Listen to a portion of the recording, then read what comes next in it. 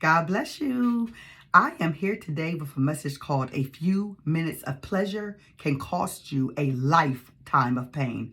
Okay, and the title speaks for itself. I mean, it speaks volumes. But I'm going to go a little bit deeper for y'all, as always. Okay, beloveds, don't be like Esau, who sold his birthright for some bread and stew. And that's Genesis 25, verses 29 through 34.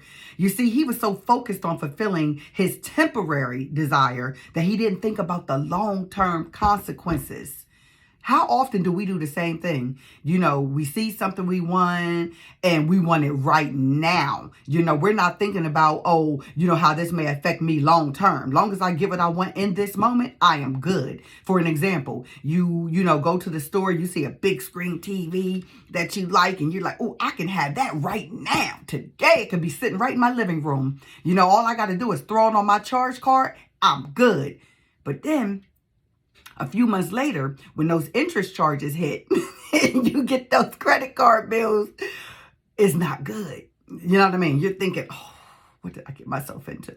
Okay. I mean, of course, there's many examples I could use. That's just a, you know, light one. But anyway, everything or everyone that may look, feel, or sound good is not necessarily good for us. Many people are in jail. They're suffering, struggling, dying, or even dead today due to poor choices they made in a split second in the heat of the moment. Okay. And I always say to my kids, you know, be careful with every choice you make, because with every choice, there's a consequence, and that's good or bad, depending on what you choose. Okay.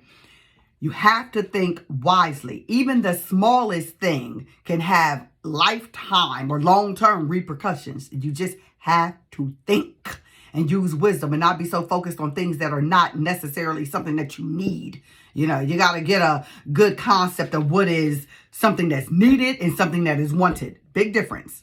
Okay. There are so many people, you know, think about somebody who may have murdered somebody. They are sitting in jail as we speak, replaying over and over again in their mind, reliving the moment that they pulled that trigger or they yielded that knife or whatever it was. And if they could go back to that moment in time, oh God, if I could go back, I would do this different, or I would not have done that. But guess what?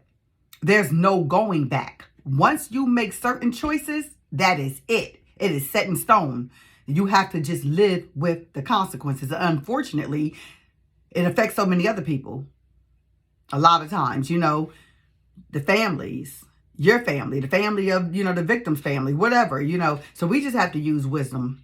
And like I said, that's from the smallest thing to the largest thing, because even the small things can have dire consequences in the long run. Okay. But that's it, y'all. I hope I made the point. I hope it blessed somebody today. And until next time, y'all, God bless you. Much love.